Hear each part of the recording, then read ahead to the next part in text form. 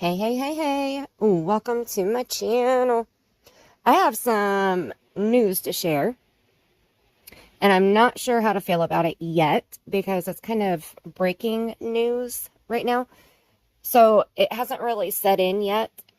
It's in regards to Suzanne Morphew and Barry Morphew. Now, if you have been a follower of my channel for a little while, then you will know I live in Indiana. Suzanne and Barry are from Alexandria, Indiana. That's where they were born and raised, and that's where they were married, and they bought a house, and they moved a little bit further away from Alexandria to buy their house and raise their two daughters before they moved to Colorado, before Suzanne vanished on Mother's Day, and before Barry Morphew was charged with Suzanne's murder. This is Suzanne and Barry Morphew. I have gone out to the location, to multiple different locations in Alexandria because I actually don't live too far away. So I've driven out there and I have plans to go back. And now that the weather is getting nicer, that will probably be happening very soon, especially with this news now. I went to the cemetery where Barry's father and uncle are buried. I went to the high school where Barry and Suzanne both attended together. I went out on the baseball field that has Barry Morphew's name on the side of the dugout on the wall of shame. The wall of fame or something like that, whatever it's called. So I've done quite a bit other than going to the house where they raised their girls. I believe they still own that house, if I'm not mistaken. I know that Barry has sold quite a bit of their assets, but I believe that house is still owned by the Morphews. That is one place that I have not been yet, and I do want to go there. It's a little bit further away, so that's why I wanted to do that on a different day. I also want to go back to the cemetery where Barry's father is buried. Barry's father was a huge influence in Barry's life, and we had many intelligent responses that came through the spirit box while I was at the cemetery, speaking to his father and to his uncle. And then I've also gone live and done spirit box sessions where I've given Suzanne Morphew a voice. So if you check out my channel, I'll try to share the link in my description box below also to the playlist of all of my videos that are related to Suzanne Morphew. So today's news comes with the murder case dismissed against Barry Morphew after wife disappears in Colorado. The prosecution filed a motion to dismiss without prejudice, meaning the case could still be refiled down the road. Let's see if we can watch this clip here. This is on KKTV 11.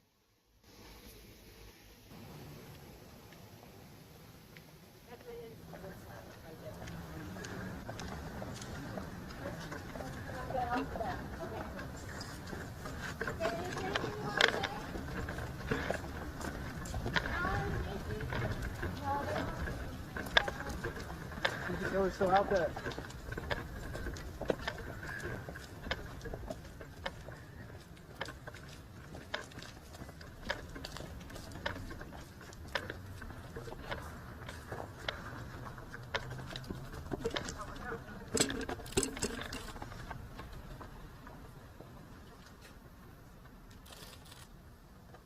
I wanted to pause because this is really sad. Okay, this is Barry walking out with the two daughters that he and Suzanne raised and his attorney. Suzanne's daughter is hugging the attorney right now that they feel was able to get this case dismissed. So this is where I struggle because I saw the discovery packet when the charges were filed against Barry. The discovery packet was unbelievable. The text messages that were shared between Suzanne and one of her friends, the way that she was discussing her daughters, how Barry would use their daughters as weapons against Suzanne. How Suzanne wanted to stay with Barry, stick out a DV relationship until her girls were both safe. She did not want to leave her youngest daughter alone at home with Barry. So everything that I've seen, it's just maddening to see the daughters be so supportive of Barry and so, I'm not sure how to word it, about Suzanne. Let's watch a little bit more.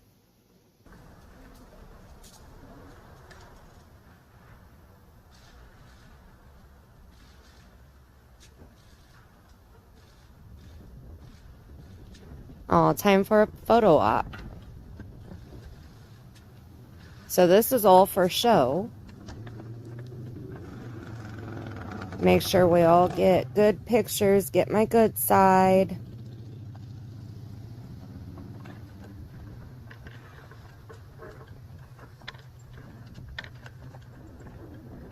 Wow.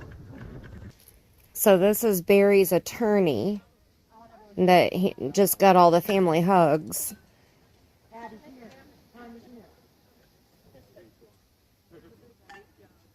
Was getting ready to give her statement with her team. I mean, look at that team.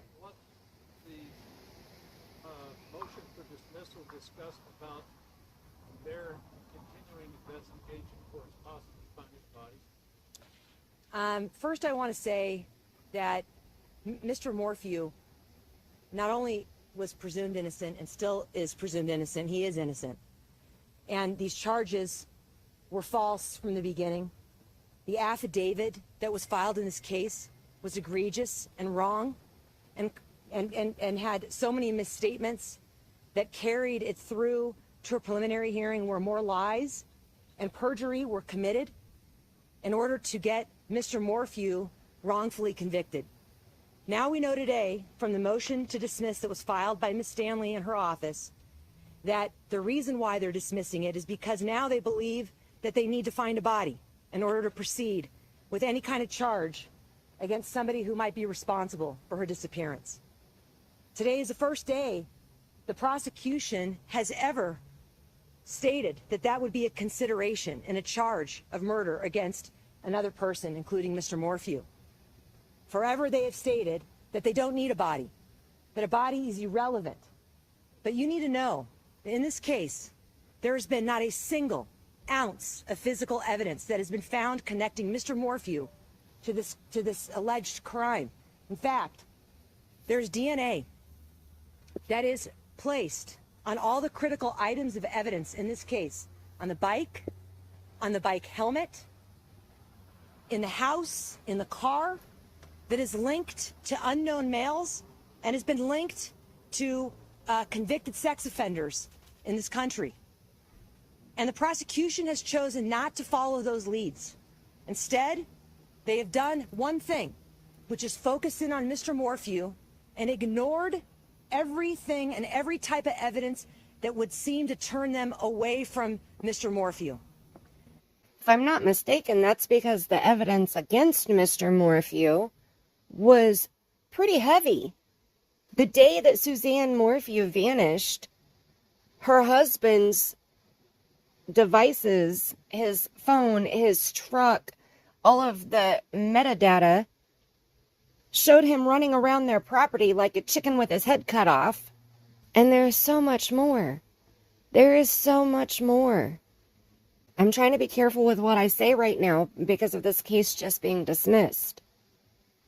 But it was dismissed without prejudice, which means they can bring it back into the courtroom, which means it's kind of like we're going to take a break right now. We're going to get our ducks in a row because according to the document that the prosecution filed for their request for dismissal of the charges, they had 16 experts, which only 2 were allowed to testify. a lot of the metadata that they had wasn't submissible as evidence in the case. Now, why would that be? How is that possible? How do you get to pick and choose the evidence that supports the case? That I don't understand that. I mean, I understand the process, but I don't understand how every breath that Barry Morphew took on Mother's Day weekend 2020 should be submissible in the courtroom in this case with these charges. If he's innocent, then all of that information would show his innocence, right? Am I wrong? But if he's guilty of something nefarious, then it would show that also. So why would all of that information be kept out of the courtroom, out of the case? It doesn't make much sense to me. We were going to get Mr. Morphew acquitted, rightly, after a trial that we believed we were going to have. But all of a sudden, they were going to get him acquitted, says Iris, the defense attorney. All of a sudden now, today, in the face of the fact that they have committed so much misconduct, they decided to dismiss the case, claiming that there is a body that they're close to finding up in the mountains that are snow covered by nearby where Mr. Morphew's house was. I hope, and that was stated in the documentation that was submitted by the prosecution, I hope that that area is highly secured right now. Because if it's not, I could see Barry and his bobcat driving around wherever that is to try to dispose. I'll stop there. I just hope that area is highly secured. If that area is left uncovered, We have not seen any indication in any of the discovery that we've been given, which has been terabytes and terabytes of information.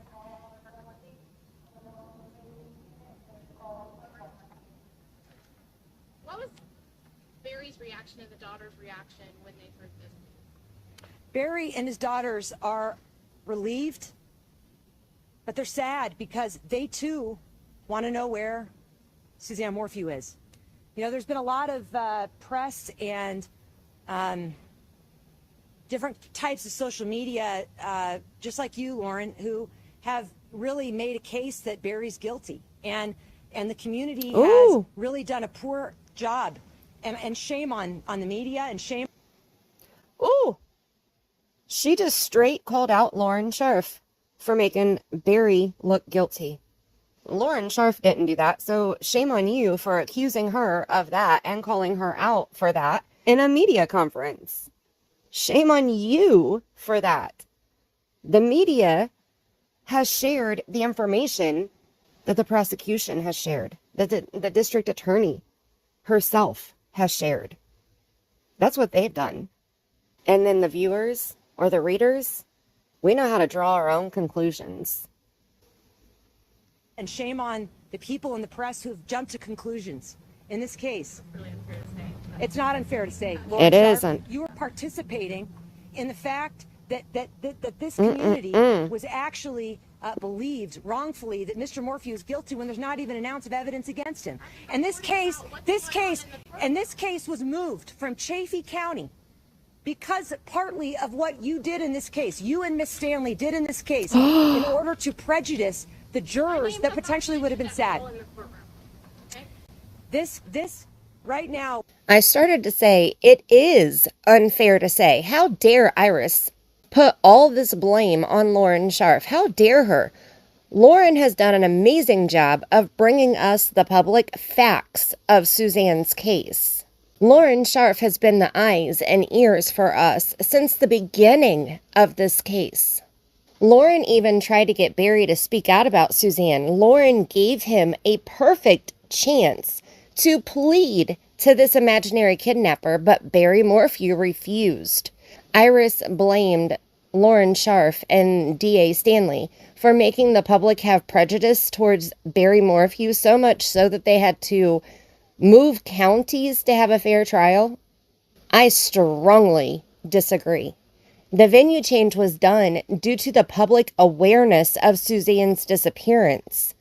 That's thanks to all of the media, law enforcement, family of Suzanne, when they were all quick to spread awareness of her disappearance. Barry made himself look very guilty by his own actions, in my opinion.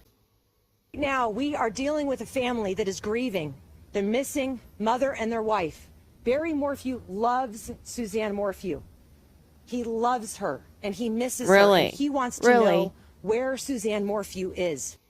Really? If that was the case, then wouldn't he have attended vigils for his missing wife?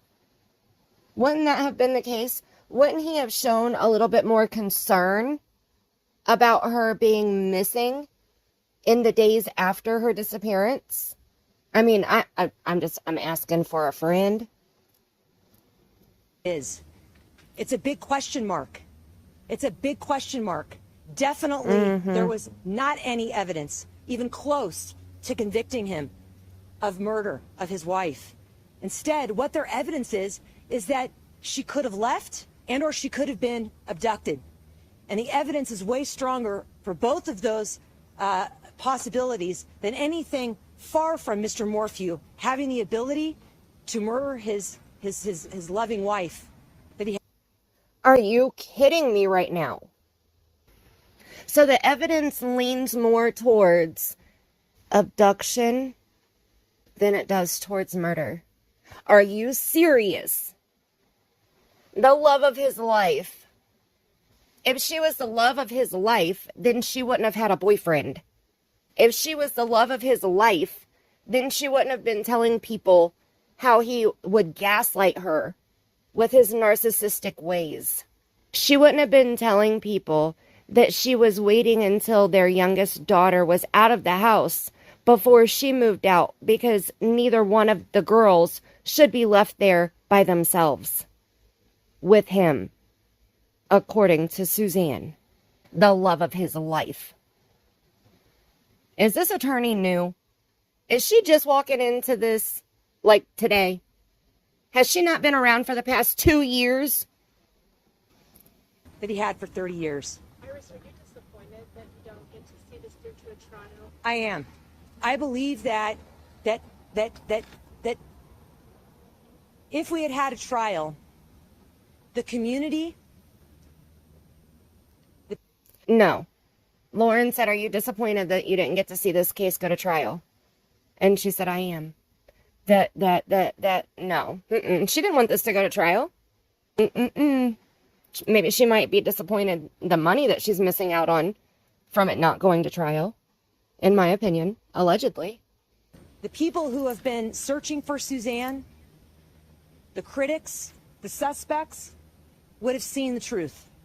They would have seen the truth in this case that was starting to eke out as we were doing and filing different kinds of motions and having hearings in this case.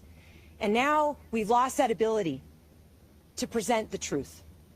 That's what the courtroom is for, the truth.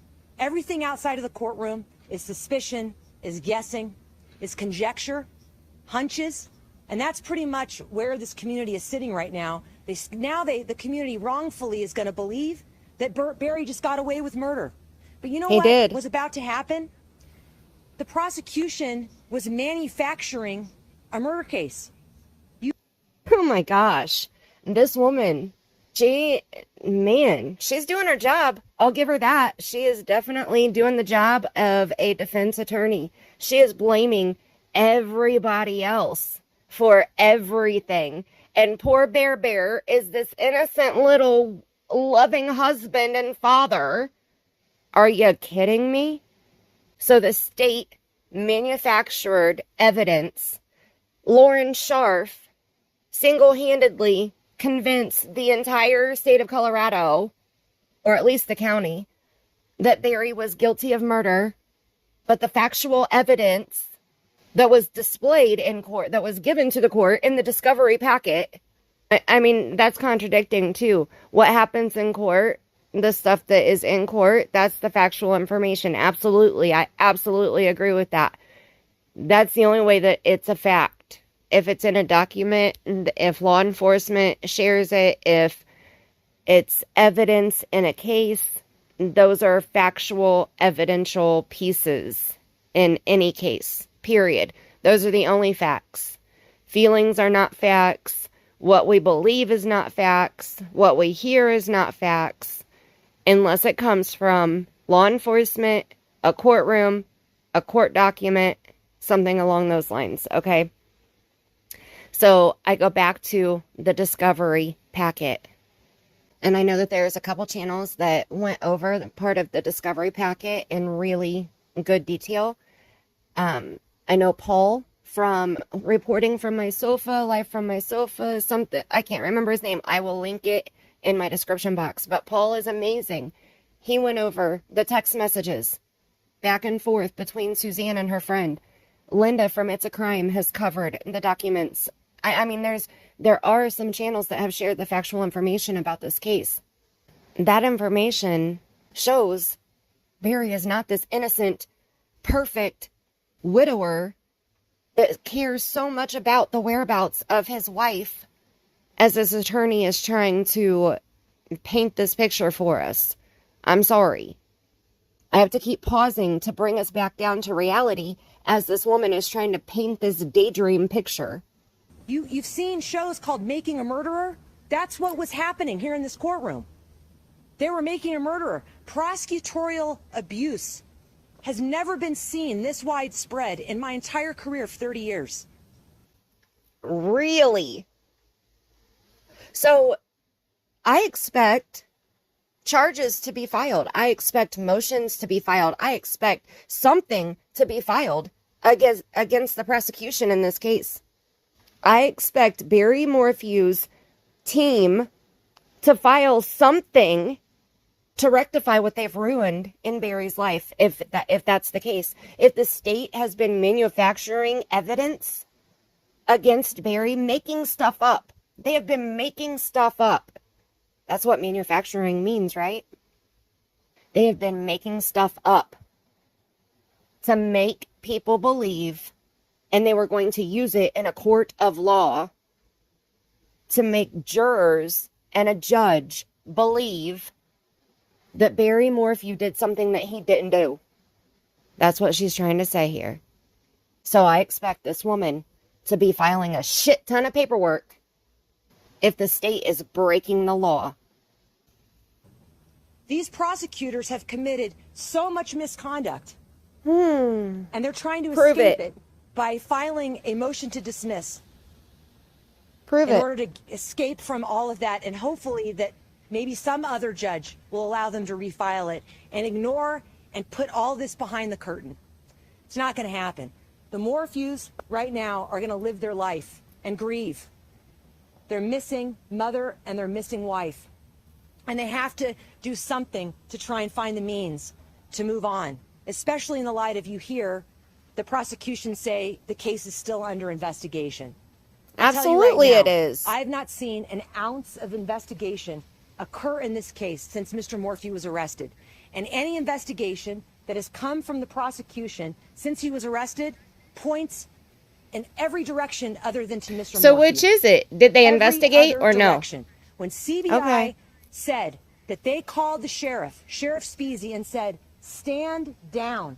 You should not arrest. It's too early. It's premature. They knew what they were saying. They knew exactly what they were saying. It was premature because guess what? We're hearing it now 10 days before trial. No body. There's no evidence. And they locked Mr. Morphew up for 5 months in a jail cell. 5 months. Other people need to be locked up in a jail cell, and it's not Mr. Morphew. What do you and Mr. Morphew think happened to Suzanne? You know what? Because the investigation only pointed to the direction of Mr. Morphew, we don't know. Because law enforcement took absolutely zero steps to actually find out what happened to her. You know, searching Mr. Morphew's 5-mile radius of his residence turned out to be nothing. 70,000 hours, man hours to try and find her. Can't Which is find her. standard Well, in maybe any it would be missing a person thought. If law case. enforcement used all their rich resources and they actually looked elsewhere, looked for her being abandoned, follow these leads that they had from these CODIS matches of sex offenders that were involved in crimes in other states that were linked to the car that Miss Morphew owned and that was in her garage. Follow the leads. They didn't. They didn't follow the leads. This case was dismissed without. The car was in her garage. I'm trying to think back over the timeline of the day 2 years ago in May when Suzanne disappeared. I would have to go back through my notes. So she's wanting us to believe that Suzanne really went out on that bike ride and was hijacked, abducted from the bike ride. That's what she wants us to believe. That's the exact same script that Barry tried to give law enforcement the night he got back to where the bike was found. The exact same information. Pretty scripted, in my opinion. I believe, in my opinion, allegedly, that Barry is responsible for Suzanne's disappearance. I absolutely believe that. I also absolutely believe, in my opinion, allegedly, that law enforcement or the searchers have already been where Suzanne is. I also believe, in my opinion, allegedly, so I can't be sued. Okay, that's why I repeat that. I believe Barry has been back to where Suzanne is, allegedly. I've had visions. I've had a dream. I had a dream that was clear as day. I woke up and typed it on my community tab as soon as I woke up. I had a dream that I saw Barry Morphew driving his truck. This is the first time that I've actually, I think, seen him in his truck when he just left the courthouse right here. I've never seen that black truck before. I don't know if that's the truck that he's owned all along. I honestly am not for sure. But that's the vehicle that I saw him in. He was driving it down the road. He was going from left to right in my dream on a 2-lane road on a highway where he was traveling kind of fast, you know. It wasn't in town. It wasn't a residential road. And he kept looking over to his left. And he was looking at where Suzanne is. Where she is hidden. Where I believe she is buried. I don't know that location. But I saw him looking over there. And it didn't happen just once. It was multiple times. Every time he drove past that spot, he stared that spot down. There were some times that he was riding in the truck by himself, and there were times that he had people with him in the vehicle. But he looked over at that spot. The people with him had no idea what he was looking at, but he was looking at the burial site of what I believe was Suzanne Morphew. Without prejudice, like you didn't want to see happen today, how confident are you that they'll try to retry it? They're not going to recharge this case because they're not going to find a body that was linked to Mr. Morphew. And the prosecution is saying right now in their motion, and I don't take much of their word to be true, actually, but if you take their word to be true, they're saying that they will not refile the case unless they find a body.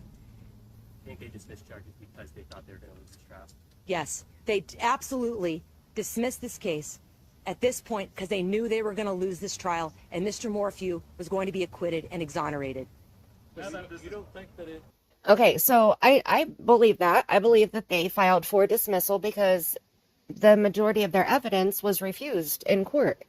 I mean, if they aren't allowed to present metadata that shows where Barry Morphew was on the day that his wife disappeared, if they're not allowed to have experts testify that they need to testify to support the evidence that they do have. They had 16 experts, and only 2 of them were accepted.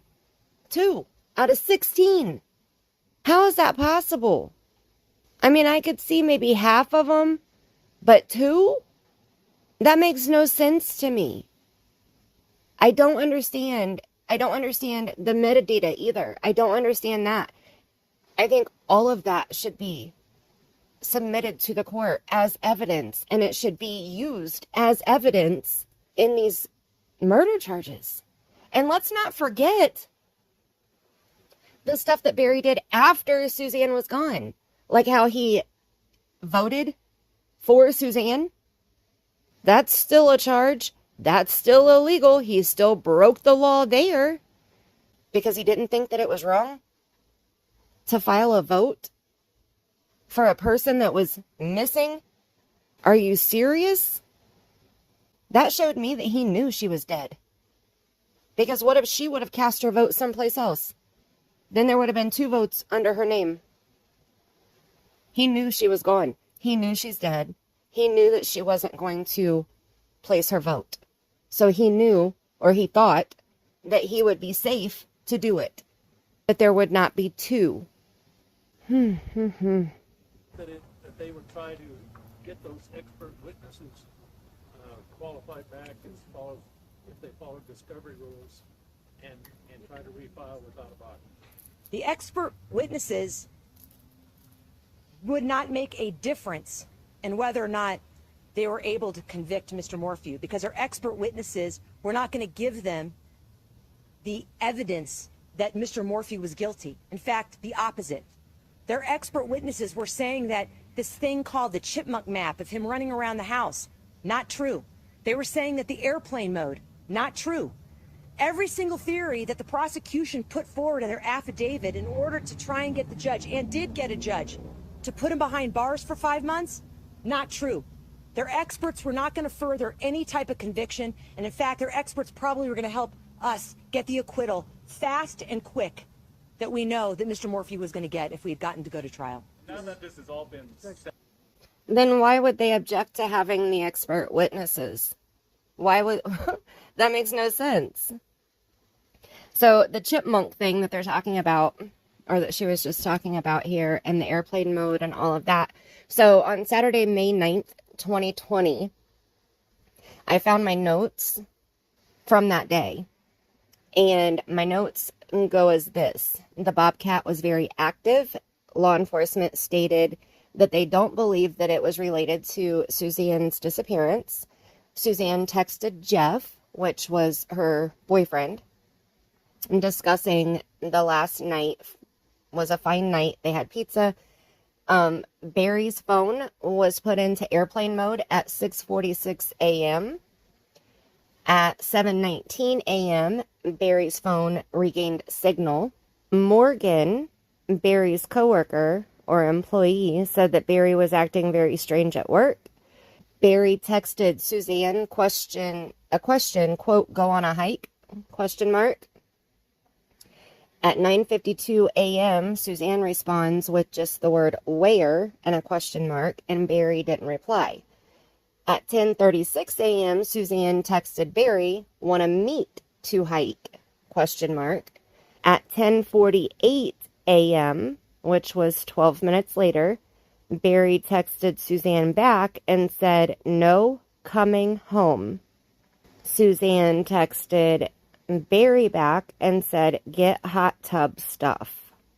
Morgan said that she was expecting to work all day, but Barry cut the day short at 11 a.m. because he said he needed to go hike and make his wife happy. But then she heard Barry was not in town most of the afternoon. Around 11 a.m., Barry and Morgan leave the job site. Around 11:30 a.m., Barry and Suzanne were said to eat some veggie soup. 11:50 a.m. to 12:50 p.m., Barry's phone pinged by the river, and he told law enforcement that he was looking for a turkey that his daughter Mallory shot long ago. Oh, and there was a hit by the search dogs by the river during the search in that area. At 1:38 p.m., Barry left the house, and Suzanne sent a message to Jeff that said, quote, "Guess who's home alone again," end quote. At 2 p.m., Barry got the blade replaced on his Bobcat. At 2:03 p.m., Suzanne Morphew sent a picture of herself sunbathing to Jeff. When Barry was shown that picture later, his response was, Suzanne looks drunk. That she had, quote, drunken eyes. And that she drinks to take the edge off for the night. During the search of the house, they found a tranquilizer dart, one of a 4-pack. They found the dart cap in the dryer and sheets that were stripped off of Mallory's bed. At 2:11 p.m., that was the last message from Suzanne to anyone, and it was to Jeff telling him to switch the app to go on WhatsApp. At 2:44 p.m., Barry got home. The phone pings show Barry was running around outside. That's the chipmunk theory we just heard about. Law enforcement believes that Barry was chasing Suzanne around the yard. Barry claimed that he was chasing chipmunks, that he shoots chipmunks. He said, quote, I've shot 85 chipmunks, end quote. He said that he used a .22 to shoot them, and a tranquilizer can be used with a .22. Now, there were many things that Suzanne had done the week before her disappearance. Like on Tuesday, May 5th, she dropped her daughters off for a trip that was supposed to last from the 5th through the 10th. On Wednesday, the 6th, Suzanne had texted Barry saying that she was done, that she wanted to have a civil divorce, and Barry responded that only a fool would think that, and when he's dead. On Thursday, the 7th, Suzanne messaged Jeff, and Barry texted George. I'm not sure why I put that information there.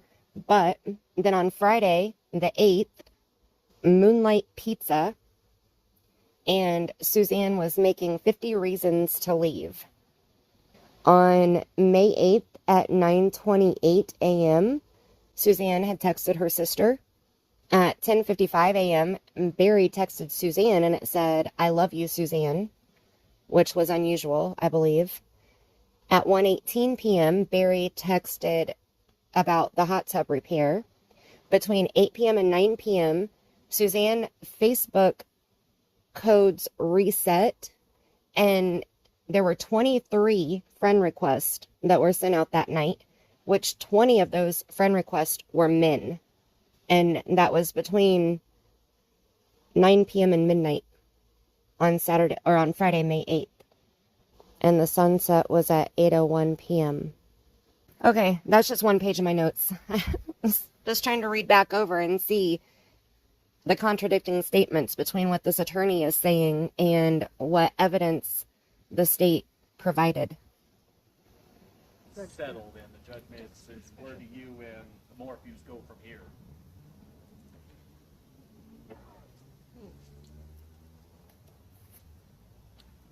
You know, I know that the Morphews have been under so much, stress and pain and agony over the last 2 years with the spotlight on them.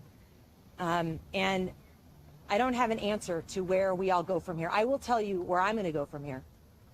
I'm going to do something about prosecutorial abuse in this state and in this country. They get away with doing what they did in this case over and over again, which is why they continue to do it. And you know, in this case, they did it on such a high-profile case with this team that had to catch every single time that they lied and made misstatements. People who are represented by the public defender's office don't have the luxury of the resources that Mr. Morphew was able to put forward. And so we wonder how many innocent people, how many wrongfully convicted people has the 11th Judicial District put behind bars based on the conduct that we're seeing in this case with this spotlight that it was. So my intent is to change the way that people perceive prosecutors who are peace officers. They're law enforcement officers, and they're held to a higher standard. And they certainly didn't show it here. District Attorney Linda Stanley hasn't been in court in months.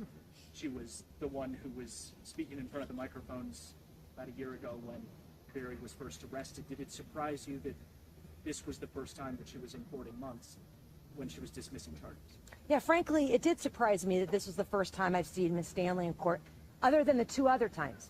So Ms. Stanley was in front of cameras just like this at the press conference, making unethical statements that she should not have been making, that the court issued a gag order on her in October of 2021 as a result of.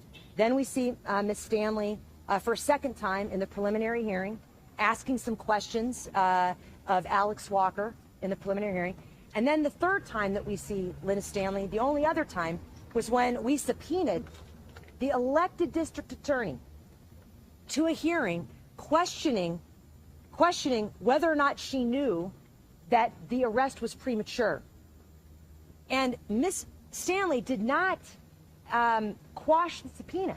Any other district attorney in the entire country is not going to just get a subpoena from a defense lawyer and stroll up to the witness stand and testify under oath. But Ms. Stanley did, because she's brazen about this case and about her wrong beliefs about it, and seems to be so doggedly, honestly, ignorant about the case that she had. And when she testified, Ms. Stanley said under oath, the reason I fired Joe Cahill, who they've thrown under the bus and ruined his life, this individual who was the lead investigator in the Morphew case from day one, she said, the reason I fired Mr. She didn't use the word fired, but she said the reason why I wanted him let go and off this case was because he didn't follow the script that Mark Hurlburt gave him regarding the CODIS match, regarding this unknown male sex offender that was the DNA that was found on Suzanne Morphew's car. That's the only time, 3 times that we've seen Miss Stanley. And then today, yes, I was extremely surprised that she came in, and she came in, and this actually follows a communication I was having with Mr. Hurlburt about the missing discovery in this case, where I emailed both him and Miss Stanley. And this is in the pleadings. It's an exhibit in the pleadings. It's actually attached to D73 Exhibit 1, where I include her asking, where is the raw data from the cell phone towers? And the response that Mark Hurlburt gave me was, why are you including Linda Stanley in these emails? She has nothing to do with this. Why are you including her? So I actually said, well, I'm surprised you're asking me, because she was doing a press conference. She's at the preliminary hearing. Her name is on the affidavit to arrest. She's the one that wanted this arrest of this man. She came to the preliminary hearing. She's the one that's in charge of the entire case. And yet now you don't want me to email her and involve her in the discovery issues that she's responsible for? That was shocking. So those are the 4 times that I've actually had any kind of interaction with Ms. Stanley. Did you know this was coming today? You know, I didn't know a dismissal was coming today, although the writing was on the wall. As a result. Okay, so I am going to go ahead and play this out, obviously, because I want to include everything. I know that you're going to see clips of this interview all over the news, but they're not going to show you the entire beginning to end. I like to see the entire beginning to end. I like to see the entire answer that somebody gives to any question. I don't like when the news clips out certain sentences or certain words of what somebody says. I really like to hear the entire context of what's being said. So that's why I'm playing this entire thing, and I'm hearing it for the first time. Obviously, I didn't play this before. I didn't know that it was 25 minutes long, so I do apologize that this video is so extremely long, but that's why. I want to include every word that she says, every question that we hear the journalist ask. I want all of it to be included because, like I said, it's going to be clipped on every other news station. It's going to be clipped. KKTV 11 has the entire interview from beginning to end, and they have that available. I will share the link of this website where I am right now in my description box also, So if you'd like to go look at it yourself, there are some documents that we're going to look at here in just a minute after this long-winded answer is over of the defense attorney here. And then we'll wrap up the video. As a result of the judge's absolutely very conservative findings. Honestly, the judge should have dismissed this case. I don't fault the judge. The judge didn't find there to be willful, a pattern. He found there to be a pattern of neglect and reckless conduct. But we believe today we had more information, more discovery violations that we believe the judge would have been able to find willful misconduct and dismiss the case. So I'm not surprised in that the way that the case had landed, that they had to dismiss the case they believed that evidence was so critical to them, and they stated that it was critical to them. I'm just surprised it happened today. You say that there's no... But yet she just reamed Lauren Scharf for making the entire county of Chaffee County believe that Barry Morphew was guilty of murder. But she's letting the judge slide? I mean, hello, hypocrite. What? no evidence in the case that points to Mr. Morphew. How would you classify the needle sheath that was found in the dryer and the text message from Suzanne's phone? That's great. I'm going to talk about the needle sheath. So the needle sheath, we don't know where that needle sheath came from. We don't know what it was used for. We don't know if it was used for Suzanne Morphew's port that she had, because she had a port as a result of her chemo. We don't know if that needle sheath was used because Mr. Morphew is a diabetic. We don't know what that needle sheath came from. But we do know a few things. That needle sheath didn't have Mr. Morphew's DNA on it. That's what it didn't have on it. It had other people's DNA on it, including law enforcement officers. So we know it wasn't cleansed in some way. So it had, and it was just lying at the bottom of a dryer drum with a bunch of other clothes and sheets. It wasn't, in a pair of shorts that were Mr. Morphew's as he's walking around and had his DNA all over it. And or Miss Morphew's DNA, for the matter. It didn't have her DNA on it either. So that's how I explain this red herring that the prosecution tried to use as a method to get everyone excited about.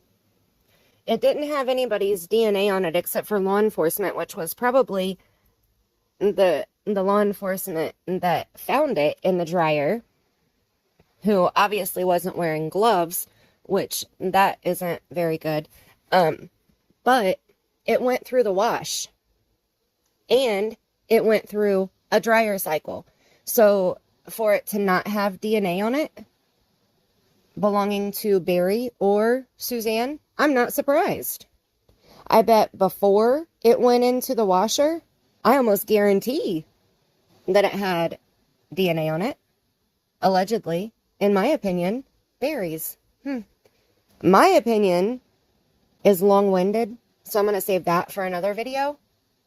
But I absolutely believe, in my opinion, allegedly, just like my merch says. I'm wearing my sweatshirt right now, I swear.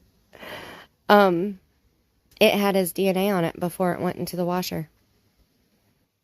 It probably is backwards because my camera is backwards, but I'm wearing my merch. This is my sweatshirt. I ripped the neck because I don't like a tight neck, but it says, in my opinion, allegedly, about how he could have murdered her because there's no blood anywhere. So how could he have done it without any blood? So they allegedly found this needle sheath that was conveniently there 10 days after they had searched the entire dryer. The whole dryer was searched, photographed, swabbed, everything. And 10 days later, it was an aha moment.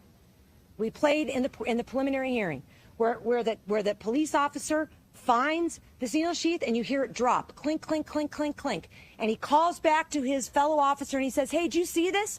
I have something that's going to make you very happy." Quote. That's the needle sheath. Oh my gosh. How dare law enforcement double check their work? How dare them? How dare them go back over a place that they had already searched How dare them overlook a tiny, tiny, tiny little cap? How dare them? And how dare them get excited that something came of this search, that we have no idea how long they had been searching before they found this item. How dare them?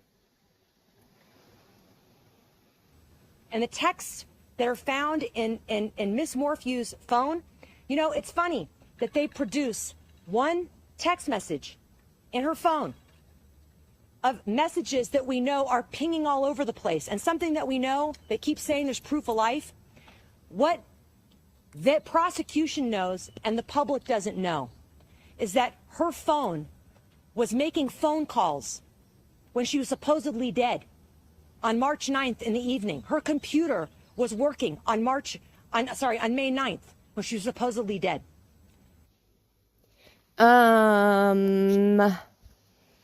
We did know that. I just went through all that information.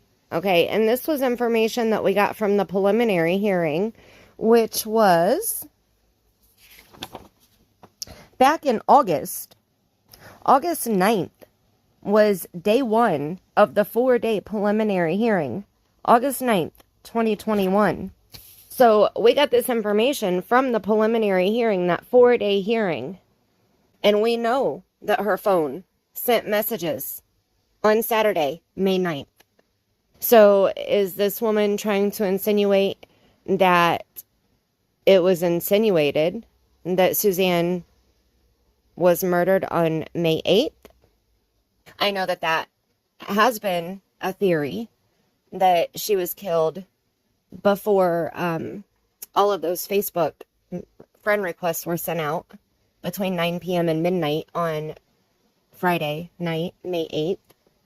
But we know that there were messages back and forth between Barry and Suzanne and Jeff on Saturday, May 9th. We know that. We, the public, already know that. So sorry you're not giving us any information that is a bombshell, that is new information. So the evidence that has been revealed through the affidavit is incorrect and false. So that's what I think of those. No, it's two evidentiary not. items. Just because a phone makes phone calls or sends text messages, that is not proof of life. How many cases have we seen where a murderer has taken the victim's phone and sent messages or made phone calls or traveled with the phone to make it look like the victim was still alive when they had already murdered the victim? Even if there is information showing that there were messages or phone calls made from Suzanne's phone on May 9th in the afternoon or in the evening, that doesn't make everything else that we've already been shown false or fake or manufactured or wrong. You can't change that information. That is information, factual information from the cell phone company. Period. How many people are on your team, do you think? You know, it takes really a lot of people to fight the government. So right here, there's 7 of us standing here, and it's been, and there's more that just aren't standing here, but there's more people that have been involved in, you know, cataloging the discovery and indexing what we have, knowing what we don't have, and including, you know, the experts we've had to consult with to figure out really what the truth is. So, you know, it's been a massive effort. And, you know, if Mr. Morphew didn't have the resources, Yeah, if Mr. Morphew didn't have his wife's money, his wife got an inheritance when her mother passed away. So Barry wouldn't have the money to pay for this mega team if it wasn't for Suzanne Morphew's money. he could be wrongfully convicted. And that's a statement about our justice system, is that prosecutors are so powerful They wield such threat to our safety and peace and justice, and they abused it in this case. And who knows how many Allegedly. other people that don't have these resources they abuse. Allegedly. According to this woman. Thank you. Just have you say spell your name really quick. Yes, my name is Iris Eytan. It's spelled Iriseytan.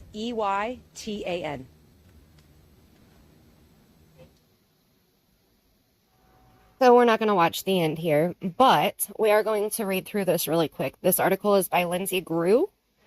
Okay, so Barry Morphew left the Fremont County Courthouse a free man. Tuesday, after a judge agreed to dismiss the case. In a surprise turn, it was the prosecution who filed the motion to dismiss. However, this doesn't necessarily end things for Morphew. Quote, dismissing without prejudice, end quote, means that though the case is dismissed for now, it could be refiled down the road. I learned all about that on Judge Judy. The murder case centers around the disappearance of Morphew's wife, Suzanne, who vanished on a bike ride in Chaffee County on Mother's Day 2020. First considered a missing person, she is now presumed dead by law enforcement, though to date, no remains have been found. The motion cites the inability to search for Suzanne's remains at this time as the prosecution's reason for asking for a dismissal, leaving an opening to return to the case if and when she is located. So here in the document, it says on pages 7 and 8 of the motion for dismissal, throughout the pendency of this case, the people and law enforcement have been unrelenting in our search for Miss Morphew. For some time, a single location has been the target of ongoing investigation. For the reasons expressed below, the people have good faith reason to believe further investigation into this matter is essential to answering the most consequential question presented by this case. As the search cannot be accomplished in the coming weeks due to the weather and snowpack conditions, the people respectfully ask this court to dismiss the current indictment against the defendant without prejudice. And then we have this quote, as an offer of proof, the people and law enforcement believe we are close to discovering the victim's body. The people were hopeful that the search for and the discovery of the victim's body would be concluded well before trial. But weather has complicated the efforts. Specifically, the area law enforcement has been focused on is in a remote and mountainous region nearby the Morphew residence. This area received a significant amount of snow over the winter months before a search could be completed. To date, the area has 5 feet of snow concealing the location where the people believe Miss Morphew is located. As a result, the people cannot safely excavate this area and resolve this unanswered question. By filing this motion, the people have compiled with Rule 48A, a motion to dismiss submitted in writing, publicly available, proffered in open court, and accompanied by a statement summarizing the reasons for the action. Given the timing of this motion before trial, the defense does not need to consent and does not have standing to object. The court need only resolve the question of whether or not this motion was filed in good faith, such that clear and convincing reasons exist which further the interests of justice for the public and the defendant. Issues related to speedy trial or any other outstanding litigation would not be relevant to the court's determination at this juncture. Here, the people have presented sufficiently reliable good faith reasons to dismiss without prejudice. First, the people believe that we are close to locating the deceased victim's body. The people's fundamental responsibility in the criminal justice system is not to gain a conviction, but to further the truth-seeking process and ensure equal justice. In typical homicide cases, the fact of the victim's death is rarely at issue, But in a case such as this, the most influential fact of consequence is whether or not Miss Morphew is deceased. If the body proves to be there, further forensic examination could potentially inculpate or exculpate the defendant. I'm probably saying those two words wrong, I'm sorry.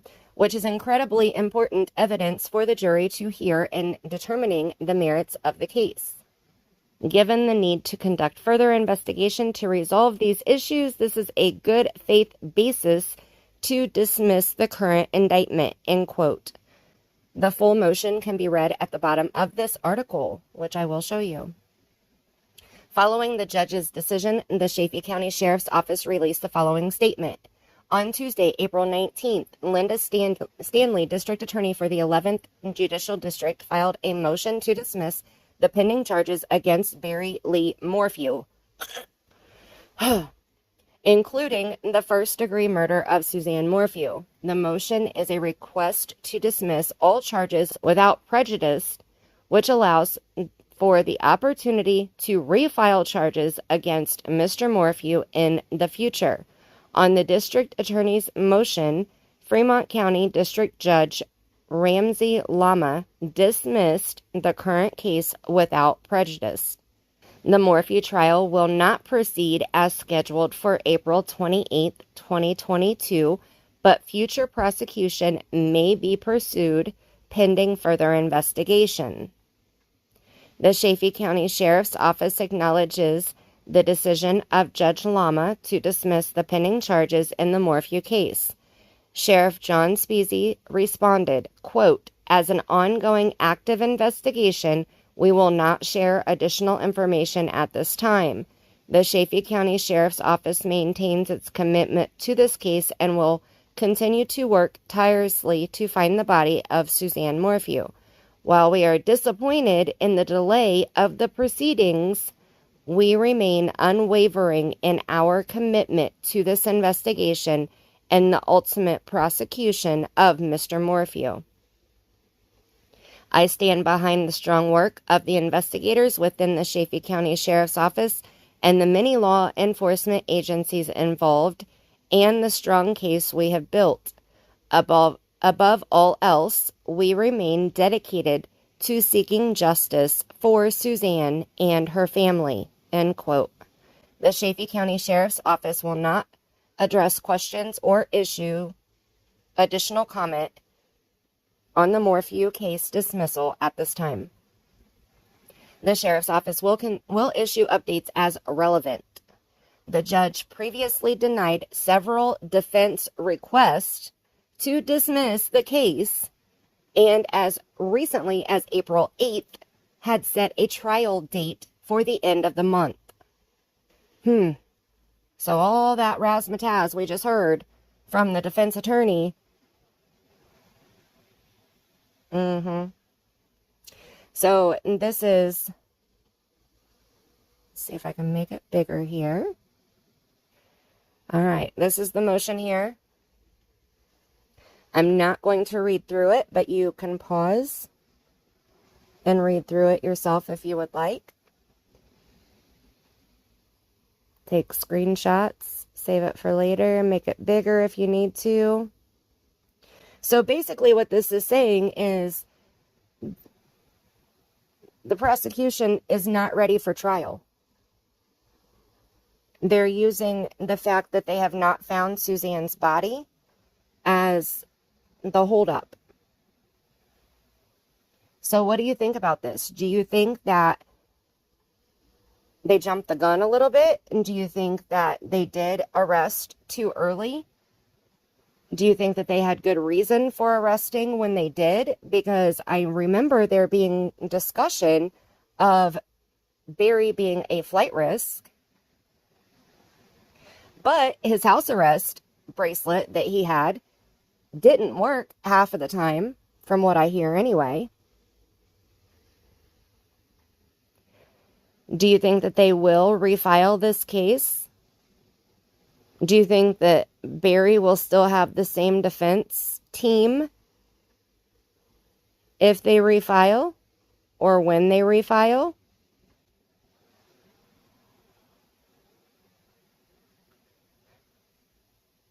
I'm very upset about this because Suzanne deserves justice. Suzanne deserves to be found and properly laid to rest. There is absolutely zero doubt of that. But a no body murder charge does happen. It's happening right now in California for the West Boys. It happens more often than people are aware of.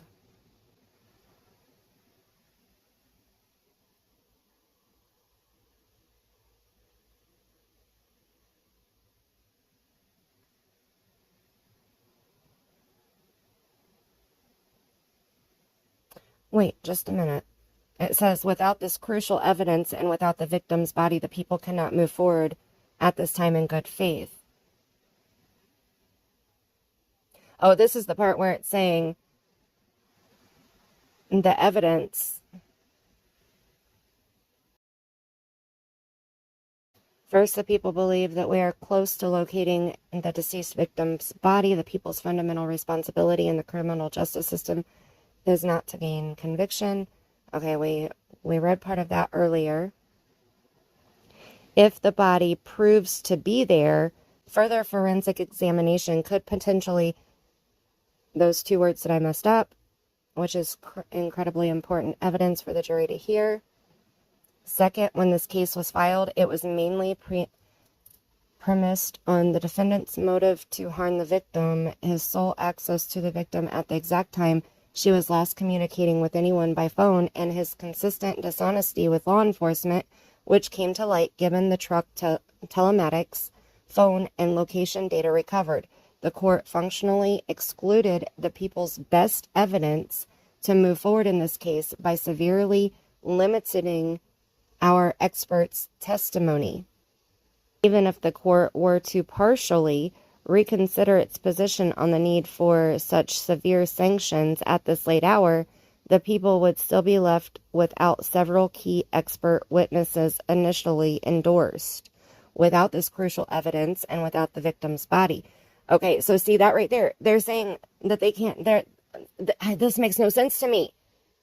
Why would the court exclude the people's best evidence, as they word it here, which includes the truck telematics, the phone data, the location data? Why would all of that information be excluded? Like I said, if Barry Morphew is innocent, why would his team not want that in evidence during a murder trial? If that would prove his innocence, why would that evidence be excluded? It just makes zero sense to me.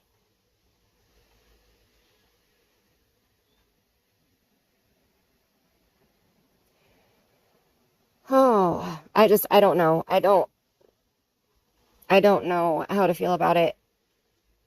I'm upset about it, but I understand, obviously, if the court is saying, sorry, 2/3 of your evidence is not submissible, make do with what you have, then I can see how they would be like, no. So that does make sense to me. But it's frustrating. It's so frustrating. Suzanne deserves justice. So hopefully they do locate her body, her remains.